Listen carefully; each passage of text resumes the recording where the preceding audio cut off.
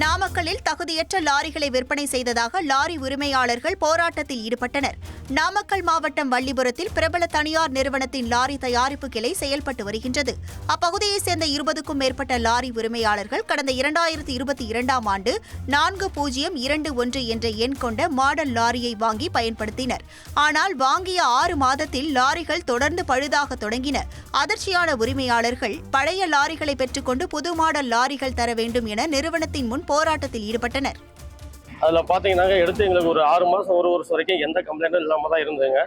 அதுக்கப்புறம் பார்த்தீங்கன்னா இந்த வண்டியில் வந்து பிரேக் கம்ப்ளைண்ட்டு, லைனிங் ஷூலேருந்து, ட்ரம்முலேருந்து, ராஜித்லேருந்து, சேம்பர்லேருந்து, கிட் ஐட்டத்துலேருந்து எல்லாமே லிப்ட் ஆக்சல் இஷ்யூலேருந்து எல்லாமே நடவடிக்கை வழியில் வந்து கம்ப்ளைண்ட் வைக்குதுங்க. அதனால் வந்து வழியில் ஸ்பேர்ஸும் கிடைக்க மாட்டேங்குது. வண்டி ஒரு வாரம் 10 நாள் ஆனால் கூட வழியில் ஸ்பேர்ஸ் கிடைக்க மாட்டேங்குது. ஆக்சுவலாக வந்து இந்த இது வந்து இங்கே நாமக்கல்லையும் சொல்லியாச்சு, இந்த வண்டி எடுத்துக்கிட்டு எங்களுக்கு வேறு வண்டி கொடுங்கன்னு சொல்லியாச்சு. அவங்க வந்து நான் பண்ணித்தரேன்னு சொன்னாங்க. இது வரைக்கும் எந்த இதுவுமே பண்ணல. செய்திகளை உடனுக்குடன் தெரிந்து கொள்ள உடனே சப்ஸ்கிரைப் பண்ணுங்க.